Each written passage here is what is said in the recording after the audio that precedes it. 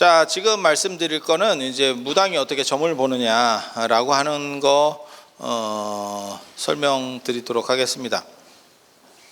제가 지난번에도 그런 말씀 드렸지만 제가 한국학을 또 한국 문화나 민속 문화 이런 것들을 대학에서 한 10년 정도 가르쳤기 때문에 이쪽에 대해서도 어느 정도 이상, 물론 최고 전문가까지는 안 돼도 기본적인 것들은 다 알고 있고, 그리고 제가 또 이런 쓸데없는 거 관심이 굉장히 많기 때문에 어렸을 때부터 이런 쓸데없는 거에 또 관심이 있어서 어떻게 보면 전문가 영역을 넘어서는 약간 특이한 것들, 그런 거는 체력, 그다음에 경험 이런 거하고 또 관련되거든요. 그래서 그런 게 있어요. 그래서 그런 얘기를 잠깐 해드릴게요. 참고로 점쟁이는 두 종류가 있습니다. 하나는 사주라든지 이런 정보를 원하는 사람, 그거는 외워서 보는 거예요. 그러니까 책이 있어, 그 책에 맞춰서 보는 거예요. 그래서 거기에는 정보가 들어가지 않으면 진행이 안 됩니다. 진행이 안 됩니다. 가장 원시적인 점은 랜덤으로 보는 점입니다. 랜덤으로 보는 점. 자, 카드 하나 뽑아봐, 뭐 이런 식으로. 그리고 타로도 어떻게 보면 그 랜덤이에요. 주역도 랜덤입니다. 주역은 과학이다, 미친 소리고요. 그냥 랜덤입니다. 그래서 서법에 보면 주역 전이대전 서법에 보면 뭐라고 나오냐면 같은 점괘를 두 번 뽑지 않는다. 그러니까 하나의, 내가 하나를 물어보려고 그래. 내 아들 취직을 어떻게 해야겠습니까? 라고 하는 걸로 두 번 점을 치지 않는다는 거예요. 두 번 점 치지 않는 이유는 간단합니다. 같은 점괘가 안 나옵니다. 랜덤에서. 뭐하고 똑같은 거냐면, 내가 책을 이렇게 펼쳤을 때 지금 177페이지를 폈거든요. 덮어놓고 다시 폈을 때 177페이지에 나올 확률이, 야, 이거 한 350분의 1이야? 이게 지금 몇 페이지나 돼? 한 350페이지 된다고 그랬을 때 350분의 1이잖아. 나오기 힘들죠. 그래서 마찬가지예요. 그래서 같은 물음을 가지고 두 번 점 보지 않는다. 그 랜덤 점은 다 마찬가지예요. 사주나 이런 거는 10번 물어봐도 10번 똑같이 나옵니다. 뭔 뜻인지 아시겠어요? 그거는 법칙성이에요.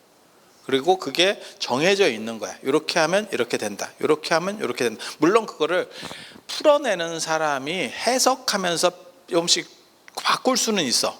그러니까 예를 들어서 이 금강절을 여러분이 여기에 뭐 50명이 있다고 가정하고 이 50명이 그림으로 그린다고 생각해봐.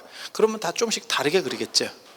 그 정도의 차이는 있지만 이 정물을 보고 그리면 동일한 걸 그리겠죠. 그러니까는 대동소이하다는 뜻이에요. 물론 그걸 아주 기가 막히게 뭘 어떤 원리를 넣어서 그거를 뭐 틀어내네 어쩌네 하는 사람들도 있는데, 그거는 제가 보기에는 그냥 개똥 같은 소리고요. 그렇게 하면 새로 하나를 만들어야지. 그렇게 만드는 분들도 있어요. 일제강점기 되기 전에 그걸 만들어낸 분이 주역 쪽에서는 정역의 김일부라고 하는 사람입니다. 연단문화에 거기가 이제 또라이들이 많이 나오기로 유명한데, 그 정역의 김일부, 그 다음에 저 사람이 나왔죠. 동학의 최재우. 그리고 그런 쪽 문화에서 나중에 강증산이 또 나오고, 강증산이 나오고, 강증산 밑에 이제 차경서기가 나오고, 보청교라고 그 당시에 뭐 몇백만이에요, 신도가. 그래서 뒤집어 엎으려고 그랬죠. 만약에 일제가 없었으면 동학 농민운동이나 차경석에서 나라가 뒤집어졌습니다. 그 일종의 홍건적, 황건적, 그 다 도교 밀란입니다. 그 종교 반란입니다. 백년교회 난 이런 거 다 종교 반란입니다. 그런 식으로 해서 뒤집어졌을 건데, 아무리 신이 보호를 하고 하느님이 뭘 해주고 궁궁강강 그런 이상한 진언을 외우고 있고 해도 일제가 쏘는 기관총에는 끝입니다. 이미 시절이 그게 아니야. 시절이 그게 아니야. 하느님이 보호한다고 해서 총알을 막아주진 못해. 하느님은 총알보다 약해. 뭔 뜻인지 아시겠어요? 그래서 끝난 거예요. 그래서 그 연단문화의 그 정역, 그러니까는 선천역이 있고 후천역이 있거든요. 그래서 복희 8개, 문왕 8개라고 하고 그거를 새롭게 한번 하려고 시도했었던 분이 태연경이라고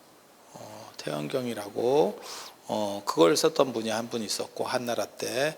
그리고 지금 김일부 정역 새롭게 그거를 리모델링해서 뭘 하겠다. 지금도 그 김일부 겁나 많아. 그래서 그 김일부 영향을 받아서 지금 뭐 증산도나 이런 데서 개벽 새로운 세계가 열린다더라. 그 다 김일부 그런 얘기예요. 그냥 폐일원으로 한마디로 줄여서 얘기하면 그냥 쓸데없는 쌉소리라고 보시면 됩니다. 그냥 그건 네 생각이고 그냥 그런 정도. 그런 정도. 어렸을 때 이런 데 또 혹해가지고 조금 봤었습니다. 우리 또 귀가 얇아가지고 여러 가지 많이 봤지. 그런데 알고 보면 이게 뭔가요? 그러면 전혀 안 맞느냐? 아니야. 제가 늘상 얘기하지만 확률이 낮을 뿐이지 맞기는 맞아요. 무엇처럼? 로또처럼. 로또가 맞지 않느냐? 사기냐? 절대 아니지. 뭔 사기야? 로또가 왜 사기야? 맞지. 단 내가 산 게 안 맞지. 아니 맞잖아. 그래서 그런 거는 과학적 개연성이 안 되는 거예요. 그거는 사기는 아니지만 사행성이라고 하는 거죠. 그죠? 그런다고 생각하시면 되고, 사주는 그걸 약간 정형화시킨. 사주는 뭐냐면 올해가 무슨 년이에요? 개묘년? 개묘년 하면 그 두 글자가 들어가 있잖아. 그리고 그게 연에만 있는 게 아니고 연, 월, 일, 시 이렇게 네 개가 있거든요. 그걸 네 개의 기둥이라 해서 사주라 그래. 그리고 개묘년 하듯이 이렇게 두 글자씩 들어가. 그래서 그거를 팔자라 그래. 사주 팔자. 그러니까 정확하게 말하면 네가 태어난 날 시간 그걸 가지고 정보를 뽑아내는 거예요. 그냥 MBTI 같은 겁니다.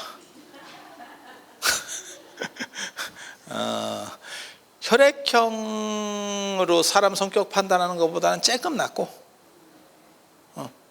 그런데 아무튼 이런 식의 점룰이라고 하는 거는 뭔가 책이 있고 그걸 가지고 외워서 내가 응용하는 거예요. 그러니까 대동소이한 패턴을 보일 수밖에 없어. 그러니까 예를 들어서 내가 저 사람한테 전보로 와가지고 우리 아들 때문에 그러는데 아들이 취직이 될까요? 라고 해서 그 아들 사주를 넣었어. 그러면 그 사람이 답하는 게 1년 뒤에 와서 내가 물어봐도 한 70-80%는 비슷하게 나와. 왜? 기본 텍스트가 있다니까. 뭔 얘기인지 아시겠죠? 룰이 있는 거야. 이건 룰이 있는 거. 무당은 룰이 없습니다. 그냥 신기로 때리는 거거든요. 신기로. 그래서 하나는 이 점쟁이하고 무당은 달라요. 무당은 강신무라고 하는 거. 그리고 이 점 보는 방식은 사주만 있는 게 아니에요. 여러 가지 있어요. 그러니까 정보를 어디서 추출하느냐에 따라서 점은 기본 텍스트가 있는 거고 그 추출하는 방식들이 좀 차이가 있어요. 뭐 육효로 볼 수도 있는 거고 안 그러면 시간으로 볼 수도 있어. 그 사람이 방문하는 시간을 보고 이 시간에 오는 사람은 어떠한 내용이야 라고 해야 그런 건 이제 단시점이라고 합니다. 그래서 그렇게 보면 사람은 이제 혹하는 사람도 있어. 왜냐하면 저 사람이 나에게 정보를 물어본 게 없는데 나에 대해서 아는 소리를 하네. 이렇게 그리고 이러한 것들을 어길 수 있는 사람은 이것으로부터 벗어날 수 있는 사람은 그러한 부분을 공부한 사람입니다. 공부한 사람은 예를 들어서 내가 아침 10시에 가면 자식 일 때문에 온다라고 책에 쓰여 있어. 예를 들면 그러면 10시에 가면 내가 자식 일 때문에 가고 싶을 때 10시에 가는 게 아니고 낮 2시에 가는 거지. 일부러. 그러면 저 사람을 연맥이는 거예요. 그러니까 배운 사람은 그 원리로부터 벗어난다 라는 건 기본적으로 아시면 되고, 그러면 안 믿으면 됩니까? 라는 얘기를 하거든요. 안 믿어도 작동할 때는 작동을 합니다. 그래서 삼재 얘기할 때도 그런 얘기 있는데 삼재인지 모르면 되는 거 아닙니까? 아니 그게 아니고 네가 그때 상태가 안 좋으니까. 예를 들면 정부에서도 그런 거 하잖아요. 가을이 되면 독감이 굉장히 큰 게 오니까 어른들 조심하세요 라고 정부에서 이렇게 계몽을 하잖아요. 그러면 어른이면 다 독감에 걸려서 훅 갑니까? 아니 그렇진 않습니다. 하지만 그러한 확률이 크니까 조심하시고, 안 그러면 힘드신 분은 미리 예방주사를 접종을 해주세요 라고 하잖아요. 그런 거하고 똑같은 거예요. 그러니까 무시하면 안 걸립니까? 그거는 아니에요. 단 아는 사람은 피할 확률이 더 커. 내가 그 원리를 알기 때문에 그것이 작동 조건으로부터 벗어나기가 쉬운 거예요. 이해가 됩니까? 그래서 이게 알미라는 게 굉장히 재밌어. 무당은 어떻게 하는 거냐면 신기로다가 하는 건데 상대를 찍어내는 거예요. 거울처럼. 사람이 점쟁이에게 올 때, 무당한테 오든지 뭐 점보러 올 때 쉽게 말해서 뭔가 생각에 고민이 많겠지. 내가 내 자식 지금 취직을 어떻게 해야 되는지, 결혼을 시켜야 되는지 말아야 되는지, 며느리라고 데리고 왔는데 마음에 한 개도 안 들고 저걸 깼으면 좋겠는데 깨지지는 않고 미치겠네. 이걸 해야 되나 말아야 되나. 근데 대부분 의도성을 가지고 오는 경우도 상당히 있습니다. 그러면 눈치 빠른 놈은 또 때려 맞춰가지고 거기다 갖다 씌워서 다시 니한테서 나온 거를 다시 니한테 주는 경우도 있고, 그러면 영험하다라고 생각하는 사람도 있고. 그거는 좀 바보입니다, 정확하게 말하면. 그걸 그렇게 될 거는 아니고 거울 같은 역할을 할 때가 있어요. 그러니까 진짜 무당은 자신을 비워. 그래서 자기 생각을 정리를 해버리면, 이 사람이 내가 자식 때문에 내 며느리 저걸 받아야 되나 말아야 되나 말하면 스트레스를 한동안 받고 오잖아. 그러면 내 주변에 그런 에너지들이 이렇게 흐르고 있는 거야. 내 고민들이 이렇게. 그거 무당만 느끼는 거 아니고요, 보통 사람도 느껴요. 굉장히 어떤 사람이 안 좋은 일을 당했는데 얘기 안 한 거야. 그런데도 심각해. 딱 얼굴을 보면 뭔가 좀 이렇게 얼굴이 꼭 썩어가는 건 아닌데 기운이 좀 약간 썩은 듯한 느낌이 있지. 그러면 뭐가 있냐면, 친하면 야 너 뭔 일 있어? 이렇게 하고, 안 친한 사람은 안 가지. 다가가지 않지. 저거 말 섞으면 안 될 것 같은데 왠지 불길해. 뭔가 지금 그런 거 못 느끼세요? 많이 느끼면 신기. 그러니까 일반인도 그런 거를 느껴요. 그런 게 조금씩은 있지. 아니 그렇잖아. 전화로도 느끼잖아. 그래서 전화 이렇게, 아니 전혀 모르는 사람은 그렇지 않은데 아는 사람은 이런 패턴들이 있잖아. 그런데 목소리가 좀 그러면 너 뭔 일 있어? 왜 그래? 이렇게. 아니 무당이어서가 아니고 그런데 그거보다 훨씬 더 이거를 잘 해낼 수 있는 사람이 있다면. 그래서 무당은 아내 거를 피워, 자기 거를 피워. 그러면 그 에너지가 이대로 복사돼서 들어오는 거예요. 그러면 그 정보를 가지고 당신 며느리 보는 일 때문에 왔어? 라고 반말로 며느리 때문에 왔지? 문을 열고 들어오는데 며느리 때문에 왔지? 라고 하면 50% 먹고 들어간다. 어떻게 알았어요? 이러면 50%. 네가 그 정보를 발산하고 있었어. 그래서 제가 얘기하잖아. 무당한테 전보러 갈 때는 다른 생각을 이빠이 하고 간다. 이빠이 하고 간다. 그리고 그게 굉장히 중요한 거예요. 내가 어떤 생각을 하고 왔을 때 그 사람이 찍어낼 수 있으면 기본 능력이 되는 겁니다. 그것도 못 집어낼 정도면, 그 집어낼 정도면 괜찮은 무당이에요. 괜찮은 무당이에요. 그러니까 거울로 얘기하면 깨끗한 거울인 거지. 그러면 깨끗하지 않은 거울은 어떠냐? 지저분한 거지. 그러면 걔는 비치지도 못해. 그런데 비추는 것처럼 쇼를 하고 있는 거죠.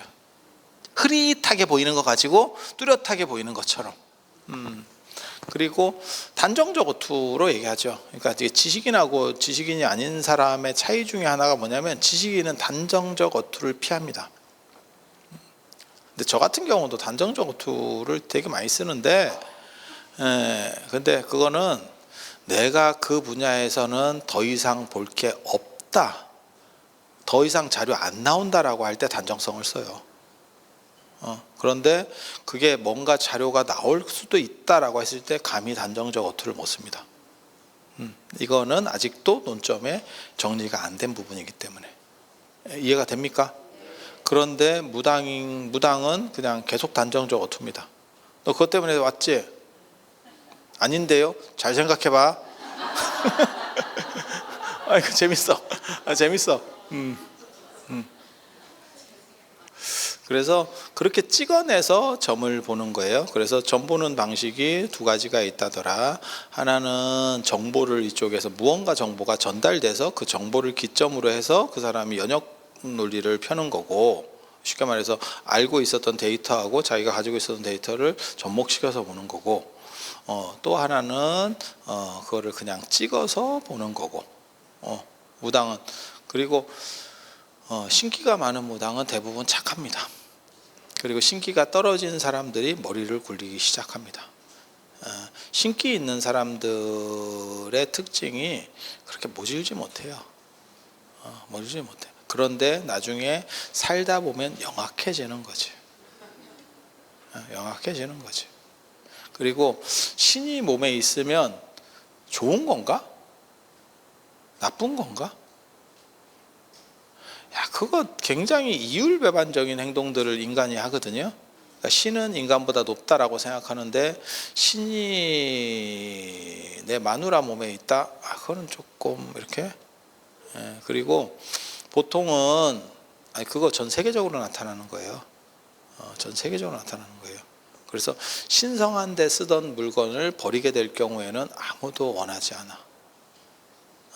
그래서 인도에서 가사 같은 거 이렇게 만들 때 보면 제단의 탁자 같은데 이렇게 탁자보로 썼어. 그러면 그 제사가 끝나고 나면 그거는 노천에서 이렇게 해버리면 그거를 집에 가져가자니 약간 찝찝하고, 거기서 찝찝함이라는 거는 부담스러운 찝찝함이에요. 지저분한 찝찝함이 아니고. 그 느낌이 어디에도 있냐면 한국 불교 안에도 있어. 집에 불상을 모셔도 돼요? 라고 물어볼 때 그거야. 그러니까 지저분한 찝찝함이 아니고 놨을 때 부담스러워. 그래서 그런 천들은 한쪽에다가 버려요. 버려. 그런 걸 가지고 가사를 만드는 그런 이야기들이 나오거든요. 그리고 대표적인 것 중에 하나가 네팔의 쿠마리 같은 경우. 쿠마리는 신, 어떻게 보면 살아있는 신으로, 여신으로 주양을 받는 사람인데, 거기서부터 쿠마리의 지위를 잃게 되면, 네팔에 가면 쿠마리 사원이 있어요. 저도 거기 가서 혹시 쿠마리 나오는가 이렇게 해서 이렇게 찝쩍거렸던 기억이 있는데, 그게 참 재밌지. 그 쿠마리를 보면 이렇게 쿠마리 사원에 베란다 같은 게 있는데 그쪽으로 가끔 나오거든요. 그렇게 그 쿠마리를 보면 굉장한 행운이라고 생각을 해요. 그런데 그 쿠마리가 월경을 시작하면 쿠마리에서 박탈당합니다. 그리고 새로운 어린 쿠마리를 또 뽑아. 그러면 그 박탈당한 사람은 이제 그냥 민간으로 돌아가거든요. 민간인으로 돌아가거든요. 그러면 그 쿠마리하고 아무도 결혼하려고 하지 않아. 부담스러워. 그래서 그 쿠마리가 좀 안 좋게 되는 경우들이 많이 있어. 그래서 나중에는 뭐 몸을 판다는 둥 뭐 이런 얘기들이 나와. 그런데 왜 이 얘기를 하냐면 무당도 신이, 그러니까는 꼭 뭐 다른 종교라서 그런 게 아니고 그 종교에 믿는 사람도, 그 종교를 믿는 사람도 부담스러워요. 그래서 부인으로 삼고 싶지는 않아. 그러다 보니까 무당들이 약간 좀 불행한 삶을 사는 경우들이 많아요. 그리고 남자가, 그러니까 박한 장관이 여럿인 경우들도 많고, 약간 기둥서방 같이 되는 경우들도 있고, 좀 슬픕니다. 이렇게 보고 있으면 좀 슬퍼. 그래서 이제 그것도 있고, 또 딴 쪽에서는 어떻게 해석하냐면 몸 안에 이미 다른 사람이 들어와 있는 거야. 그래서 거기에 이미 쉽게 말해서 동거관계지, 동거관계. 동거관계가 성립되어 있기 때문에 또 다른 사람이 들어오는 거를 싫어한다는 거예요. 그래서 무당이 될 때 무병의 특징 중에 하나가 뭐냐면 이유 없이 몸이 아프다는 거가 있고 집안이 깨지기 시작해요.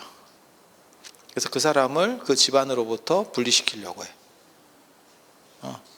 그래서 제대로 된 가정생활 하시는 무속인이 별로 없습니다. 조금 이게 슬픈 일이야. 그래서 신을 선호하는 부분이 존재하지만 두려운 거야. 약간 그런 문화 코드가 있어요. 그리고 무당에서는 일반 이 강신무는 신내림을 받는 사람이에요. 강신입니다. 신이 내려오는 거예요. 이거 어떻게 보면 중앙아시아 쪽부터 내려오는 전승이에요. 그리고 이제 두 가지 설이 있는데 최남선설에 의하면 당군을 저는 그냥 재단의 임금, 재단의 군장, 제사장으로 풀이를 해버리거든요. 근데 최남선이나 이런 사람들은 뭐라 하면 당군이 탱그리에서 왔다라고 얘기를 해요. 중앙아시아의 무당을 가리키는 탱그리가 음역된 게 당군이다 라고까지 얘기를 하거든요. 그래서 그렇게 되면 무슨 일이 벌어지느냐, 우리는 무당의 후손이다, 우리야말로 진정한 무당파였다 라는 게 돼. 그런데 이 전통이 어디서 내려오는 거냐면 중앙아시아의 유목의 샤머니즘 쪽에서 내려와서 그게 이제 고구려 그 다음에 신라까지 내려오는 거예요. 이렇게 신라 사람들이 원래 약간 스키타이족 계열에서 이렇게 분리가 돼서 내려오는 황금 문명을 가지고 있는 그런 사람들이거든요. 그래서 투기밀제 이런 얘기 있었잖아요. 흉노족 계열이에요. 신라의 경주 김씨들이. 그래서 그쪽에 강신무들이 많고, 실제로 경주에 가면 무당 진짜 많다. 무당의 특징이 뭐냐면, 강신무의 특징은 문 앞에다가 대나무를 세워놔요. 대나무를 세워놓고 그 위에 이렇게 약간 얼룩덜룩한 천 같은 거 몇 개 이렇게 붙어 있거든요. 그게 강신무의 특징입니다. 세습무는 그렇게 하지 않아. 세습무가 있고 강신무가 있어요. 강신무는 신내를 받는 사람이에요. 신내를 받아서 그 신에 빙의해가지고 이제 또 이렇게 점사 같은 걸 얘기할 때도 있고, 이상한 행동을 할 때도 있어. 우리 아버지하고 얘기하고 싶어요. 그러면 아버지를 소환을 해가지고 아버지 얘기하는데 아버지 목소리가 나는 것 같기도 하고 좀 웃기지. 내가 옛날에 그거 되게 웃겼었는데, 군인들이 이렇게 집단으로 총살당해가지고 6.25 때 포로로 잡혔다가 집단으로 죽은 데를 이제 발견을 해서 그걸 찾는 팀이 있어요. 지금도 찾아요, 군대에서. 그분들을 찾아서 어떻게 매장을 해드려야지. 굉장히 우리 아픈 과거잖아요. 그래서 그런 거 유해 발굴단이 지금도 존재하는 걸로 제가 알거든요. 그때 워낙 안 좋은 상황들이었기 때문에 제대로 수습이 다 안 됐어. 치열한 전투가 벌어졌던 데는. 그런데 그런 걸 이제 이 근처인데 잘 못 찾는 경우도 있거든요. 벌써 수십 년 지났잖아요. 1950년 한국전쟁인데 한 70년 지났으니까 뭐 다 묻혀가지고 잘 모를 때도 있고 이러니까, 그 근처라는 거는 기록상으로는 나와. 못 찾겠는 거야. 그러면 무당한테 의뢰하는 경우도 있어요. 되게 재밌어. 무당이 가가지고 강신무 해가지고 저거 군인 뭐 억울하게 죽은 군인처럼, 막 힘들게 죽은 군인처럼 막 이렇게 하는데, 갑자기 앞으로 짠짠 이 노래를 불러. 근데 그 무당은 그게 군가라고 생각했는가 보더라고. 그거 동요야, 동요. 그래서 저게 무슨 군인 신이 내렸는데 동요를 불러. 이게 진짜인가요? 재밌어. 그래서 그 뭐 약간 믿거나 말거나, 그 레드선 해갖고 전생분다라는 거랑 비슷해요. 약간 믿거나 말거나 한 정도의 상황들이고, 그래서 공자식 판단 구조를 가지면 별 문제는 없어. 공자는 점에 대해서 어떻게 판단하냐면 교훈을 삼을 뿐이지 그것을 뭐 이렇게 막 믿고 어떻게 저렇게 막 맹신하지 않는다가 있어요. 그러니까 주역에 보면 제가 그런 거 좋아하는데 주역에 건쾌에 보면 그게 있어요. 종일 건건 석척약 려무구. 종일 동안 건건, 종일 동안 하루 종일 열심히 일하고 석척약, 해저물 때가 돼서는 척약, 슬픈 것처럼. 그러니까 내가 혹시 뭐 잘못한 게 없나라고 스스로를 반성하면서 노력한다는 뜻이에요. 그러면 허물이 없다. 미친다. 쇠가 빠지게 일하고도 잘못한 게 없나를 살펴봐서 이렇게 하면 허물이 없다. 문제는 안 생긴다. 개고생이지. 딱 들어봐도. 그런데 그런 얘기를 듣고 개고생이에요 이렇게 하는 게 아니고 이렇게 노력하는 것이 사람의 삶이다. 이렇게 받아들이는 정도에서 그치면 아무 문제 없다. 그런 걸 보고 의리역이라 그래요. 의리역. 근데 점을 믿고 그것이 맞아요. 뭐 어떻게 돼요? 라고 하는 걸 상수역이라고 합니다. 상수역. 상수역에 중국에서 제일 점 본 사람, 역사적으로 제일 점 잘 본 사람 넘버 원을 꼽으면 한 명이 나옵니다. 북송 시대 때 소강절이라는 사람이 나옵니다. 소옹이라고 하는 사람. 소옹. 저도 그 소강절의 환극경세서 이런 거를 또 고등학교 때 보면서 내가 너를 내가 이겨보겠다 라는 생각을 하다가 아까 그 나왔던 그 간호나오키가 또 나옵니다. 그 간호나오키 책을 보니까 중국 철학사 책을 이렇게 쭉 쓰다가 소강절 대목에 나와서 그런 얘기들을 막 써요. 그리고 그 사람이 써놓은 말이 진짜 뭐 귀에 때려 박히는데 와 어떻게 이런 평가를 할 수 있을까? 라준시의 평가, 라준시가 깨달은 사람을 만났을 때 평가랑 거의 내가 쌍벽을 이루는 내 뇌를 때리는 말을 쓰더라고. 라준시가 잘 나갈 때 라준시한테 깨달았다고 오는 사람이 그렇게 많았대. 내가 진정한 깨달음을 얻은 사람이다. 근데 행동하는 걸 보면 다 거지 같대. 그래서 라준시가 뭐라고 얘기하냐면 네가 깨달은 거면 나는 깨달음을 포기하겠다. 이거 굉장히 재밌는 말이에요. 너 같은 식의 삶을 사는 것이 깨달은 사람의 삶이라면 나는 그거 안 한다 이 새끼야. 야, 우리 주변에도 진짜 많아. 우리 주변에도 진짜 많아. 그게 깨달았는데 식견도 떨어져. 특별히 뭐 없어. 야, 그게 깨달음이 아니고 그건 약간 얼빙한 거야. 그 라준시가 진짜 뼈를 때리는 얘기를 했고, 간호나오키의 이 소강절에 대한 평가 죽입니다. 야, 책에 어떻게 이런 표현을 쓸 수 있을까? 강절을 다시 살아나오게 하기 전에는 알 수가 없다. 뭔 소리인지 개 부숴먹는 놈 소리 알 수가 없다. 이거 법칙을 뽑아낼 수가 없어. 마치 뭐 무당이 신내림 받아가지고 안 그러면 저 기독교에 무슨 뭐 공수 받아가지고 그냥 떠드는 거야. 그래서 언뜻 보기에는 심오한 것 같지만 다 해가지고 개통성을 뽑아보려고 하면 답이 안 나와. 분류가 안 돼. 그래서 강절을 살아 돌아오게 하기 전에는 알 수가 없다. 끝. 그 얘기를 읽고 포기했습니다. 이거 시간 낭비다. 근데 지금도 도전하는 사람 되게 많아요. 내가 강절에 뭘 어떻게 해보겠다. 그 강절에 소강절의 영향을 받았던 사람이 아까 얘기하는 그 김일부예요. 김일부 정역했었던 그 개벽이라는 게 그런 식으로 해서 나오는 패턴들이에요. 그게 증산도나 대선진리에까지 가가지고 지금 저러고 있는 거야. 그래서 그런 게 있고, 그런데 그런 걸 보고 상수역이라고 전보는 건데, 그런 거는 다 지식인들에게서는 비판받았던 겁니다. 동아시아에서도 지식인들에게서는 다 비판받았던 거고, 그런데 사람이 답답하면, 예전에 우리 선생님도 그런 말씀하셨는데, 중국 속담에 답답하면 사천왕 발목을 잡는다고. 그렇게 답답할 때는 그런 걸 가지고 교훈을 삼을 수는 있는데, 자기를 도야하고 흔들리지 않도록 하는 교훈을 삼을 수는 있는데, 거기서 의지해서 무언가를 매몰돼서는 안 된다.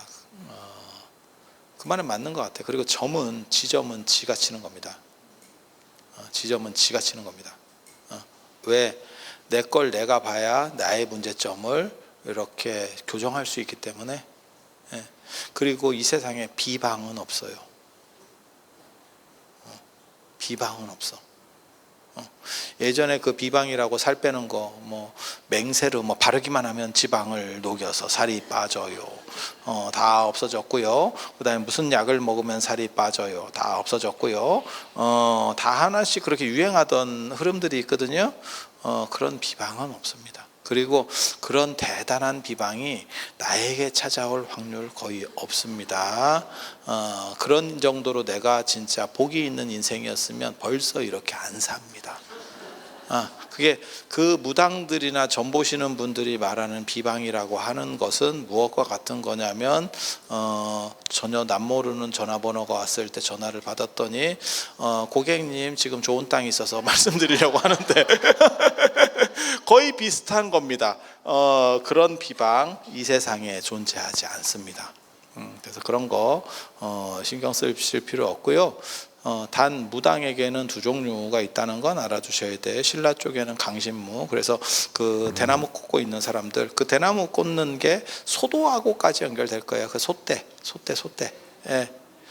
거기까지 연결될 거예요. 삼국지 위지 동의전에 나오는 그 소도, 잎 대목 큰 나무를 세우고 거기에 북하고 뭐 이런 걸 달면서 뭘 한다. 나중에는 그게 이제 새도 이렇게 중앙아시아 토템이에요. 그 툰드라 지역에서 새 토템. 그래서 봉황총에도 사실은 금관에 새가 나왔었던 게 있고, 그래서 뭐 그런 아무튼 일련의 문화들이 있어요. 그래서 경주 쪽에 가면 저쪽 뒤쪽 그 황남대총 쪽으로 가면 막 골목에 막 한 7, 8개씩 있어, 대나무가. 그리고 대나무 이게 잘라다가 꽂기가 쉽지가 않아요. 차 옆으로 이렇게 들고 와야 되는데 차에 잘 안 실려. 그러니까 요즘은 또 그 대나무가 또 오래 안 갑니다. 아니 그렇잖아. 이렇게 밖에다가 세워놓는데 비바람 맞고 하면 대나무가 직간 놈이 가봐야 한 1년 가면 지저분해지잖아. 그럼 또 이렇게 차에다가 이렇게 창문 밖으로 팔 뽑아가지고 대나무 싣고 와야 되는데 이게 쉽지가 않아. 길어. 왜 이렇게 좋아해? 더 웃긴 거 얘기해 줄까? 플라스틱 대나무. 그래서 플라스틱 대나무 나와 있습니다. 상품으로 있어. 상품으로. 진짜야. 진짜야. 그래서 그거는 이제 강시무 전통, 그 신내림을 받는 신장대요. 신의 피레침이라고 보시면 돼. 그리고 그런 문화가 불교로도 영향을 줘요. 그래서 그게 당간지주 문화, 당간 문화입니다. 당간 문화. 그래서 그렇게 있는 게 있고, 그 다음에 저 백제 쪽, 전라도 쪽은 강신무가 아니고 세습무입니다. 세습무는 무가라고 하는 어떤 의식, 종교 의식을 통해서 에너지를 만들고 그걸로 상대에게 그 에너지를 쏴줌으로써 문제를 해결해 주는 사람들이에요. 그래서 그 무당의 나발이에 있으면서 그 무당을 지속적으로 찾아가는 그 나발이를 단골판이라고 합니다. 단골판. 그리고 그 사람을 단골이라고 하는 거예요. 그래서 무당을 단골레라고 불렀습니다. 단골레. 우리가 지금도 쓰고 있는 단골 손님이라는 표현이 거기서 나오는 표현입니다. 그리고 그들이 무가를 통해서 에너지를 만들어내는데, 그 무가, 그러니까는 무속적 노래입니다. 노래가 에너지를 가진다고 하는 것은 신라의 향가 전통에서 그게 보입니다. 그래서 해가 두 개가 떴어. 월명사조에 보면 이일병연, 해가 두 개가 뜨고, 월명사 맞나? 아니, 충담사조에 보면 해가 두 개가 뜨니까 충담사가 이렇게 노래를 하니까 해가 사라졌지. 해가 두 개가 또 그런 건 나도 하는데, 그 시간만 끌면, 일시월식 이런 거 있잖아요. 환일현상 이런 거는 시간만 끌면 다 해결돼. 노래 좀 천천히 부르고 있으면 돼. 킬리만자로의 표본 같은 거 한번 부르면 다 해결된다.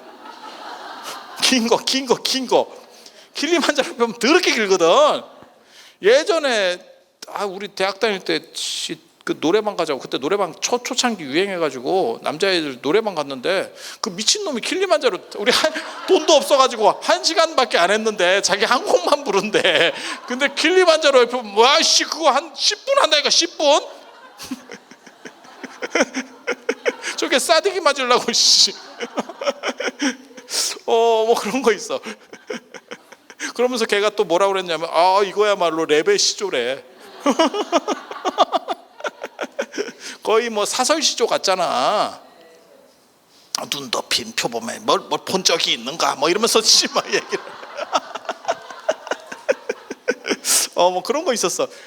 그런 거 있었어. 그게 뭐하고 똑같은 거냐면 아이스크림 먹고 있는데 한 입만 줘 이래갖고 한 입을 이렇게 해가지고 그거 비슷한 그런 거지.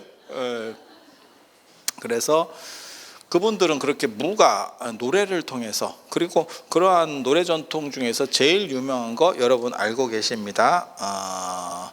이제 뭐 향가라든지 이런 것들이 주술성을 가지고 있다라고 하는 건 있는데, 그 중에서 가장 오래된 거 뭐 있냐면 김수로왕과 관련된 거, 거부가 머리를 내밀어라, 그렇지 않으면 구워 먹겠다. 이거 무슨 더럽게 유치한 구지가 들어보셨죠? 근데 그걸 했더니 시겁하고 신들이 그래서 그걸 막 보여주고 막 이렇게 됐다는 거잖아요, 스토리가. 그리고 그 나중에 헌화가에서도 보면 그 수로 부인 얘기할 때 거부가 수로를 내놓아라, 수로 부인 숨겨간 걸 용궁으로 데려가거든, 그걸 내놓아라, 그렇지 않으면 뭐 조지겠다, 또 이렇게 또. 이게 뭐요? 근데 그런 게 세스무의 무가 전통으로 정착이 된다라고 보시면 되고, 그게 발전한 형태가 판소리입니다. 그래서 전라도 쪽에 판소리가 유명해지는 거고, 경상도 쪽에는 판소리가 없습니다. 동편제, 서편제 뭐 이래가지고 들어보셨잖아요. 예전에 오정의 서편제 뭐 이런 영화 있었잖아. 그래서 그렇게 가는 거예요. 그리고 무가 전통과는 다르지만 사실 불교의 사시불공이 있잖아요. 그런 거 비슷한 겁니다. 그 종교 의식을 통해서 에너지를 만들어내고 맨 마지막에 그 에너지를 그 축원할 때 그 사람에게 쏴주는 겁니다. 마일리지 적립 들어갑니다. 이렇게 딱 그게 축원이 적립하는 방식이고, 그래서 그런 분들이 있어요. 기도 초하루나 보름 때 왔는데 기도를 안 올려. 그냥 참석하면 되는 줄 알더라고. 참석하면 아무것도 없어. 막말로 얘기해서. 그거 기도 그 이름 불릴 때 적립되는 거야, 마일리지. 너 마일리지 없어. 근데 그럴 생각을 안 하더라고. 그래서 향은 무조건 피워야 되고, 향 안 피우면 사실 굳이 왜 참석을 해서 의미가 있나 싶거든. 이게 너무 위험한 말이라서 내가 차마 세게는 못 하겠는데, 사석에서 이게 카메라 꺼지면 내가 진짜 세게 말할 수 있는데,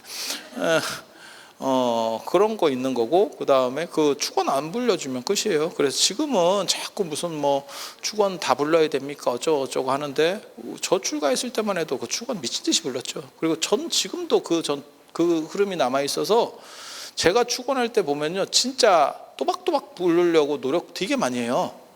제 축원할 때 봐봐, 대충 슬렁슬렁 잘 안 해, 하나하나 그냥. 그래서 제가 되게 느리게 한다고. 그리고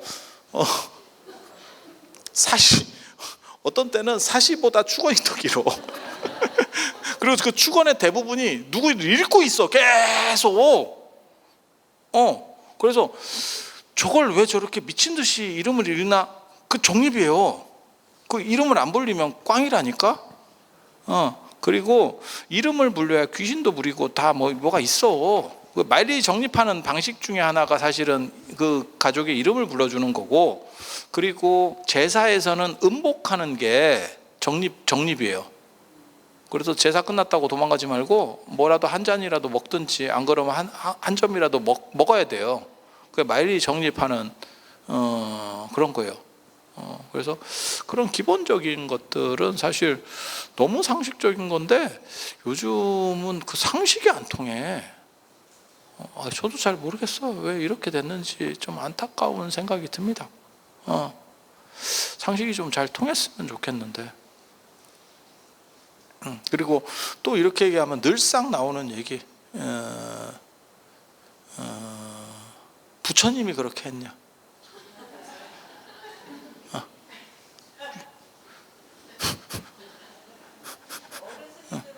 누가 그렇게 시켰냐?